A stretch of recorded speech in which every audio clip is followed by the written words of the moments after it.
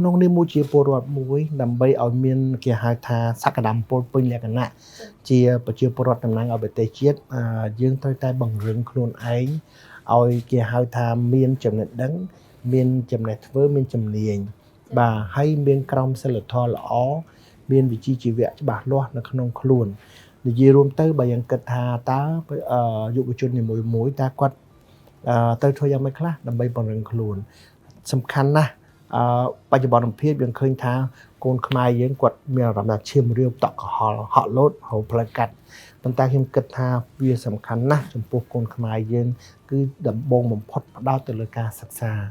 បាទហើយសិក្សាគឺមានន័យថាធ្វើយ៉ាងម៉េចឲ្យបានចប់យ៉ាងតិចណាក៏តទី9ដែរអនុវិទ្យាល័យហើយបើអាចគឺចប់វិទ្យាល័យបាទហើយបើបងប្អូនដែលចប់អនុវិទ្យាល័យថ្នាក់ទី9មិនមែនជាកលឹះមួយបរាជ័យទេពីព្រោះនៅស្រុកខ្មែរយើងត្រូវការធនធានមនុស្សច្រើនដែលគេហៅជំនាញខាងវិជ្ជាជីវៈណាបាទជំនាញបណ្ដុះបណ្ដាលដែលជាអ្នកធ្វើជាងអ្នកធ្វើកលឹងអ្នកធ្វើឈើអ្នកធ្វើសំណង់អ្នកធ្វើផ្លូវអ្នកធ្វើឡានថ្ងៃក្រោយទៀតអ្នកធ្វើរោងចក្រច្រើនមែនតើដែលប្រទេសខ្មែរយើងកំពុងតែខ្វះអញ្ចឹងបងប្អូនថ្នាក់ទី9ដែលរៀនធ្លាក់ឬក៏រៀនជាប់ក៏ដោយគឺអាចដាក់ពាក្យទៅរៀនថ្នាក់គេហៅថាជំនាញតាមចំណង់ចំណូលចិត្តរបស់យើងហើយពួកបងប្អូនក្មួយៗហ្នឹងគឺគាត់អាចរកការងារបានលឿនហើយច្រើនហើយគេត្រូវការខ្ពស់ទៀតហើយប្រាក់ខែច្រើនអញ្ចឹងចំពោះក្មួយៗទាំងអស់បងប្អូនទាំងអស់ដែលជាយុវជនខ្ញុំរំពឹងហើយសង្ឃឹមថា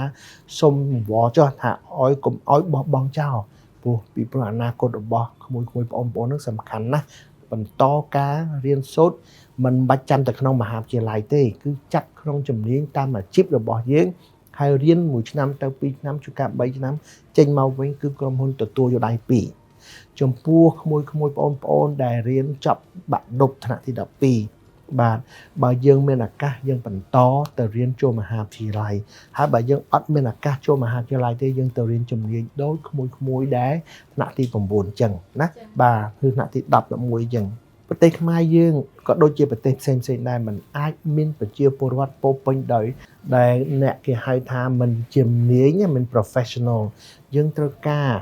វិស្វករយើងត្រូវការអ្នកការទូតយើងត្រូវការអ្នក design យើងត្រូវការអ្នកសាងសង់យើងត្រូវការអ្នក science វិទ្យាសាស្ត្រអ្នកផ្នែកកំណត់គិតអ្នកវិភាគយើងត្រូវការច្រើនណាស់ដូច្នេះហើយយើងត្រូវការឲ្យក្មួយយុវជនហ្នឹងបន្តការសិក្សានៅក្នុងមហាវិទ្យាល័យឬក៏បើអាចមានលទ្ធភាពទៅសិក្សានៅស្រុកក្រៅដើម្បីយកចំណេះដឹងទូលំទូលាយត្រឡប់មកស្រុកខ្មែរយើងដើម្បីពង្រឹងហើយនឹងពង្រីកចំណេះដឹងនឹងដល់ជំនាន់ក្រោយទៀតអញ្ចឹងតើធ្វើយ៉ាងម៉េចខ្លះដើម្បីឲ្យពួកគាត់នឹងត្រៀមខ្លួនដើម្បីលូតលាស់គឺគ្មានអីសំខាន់ទេជាងការសិក្សា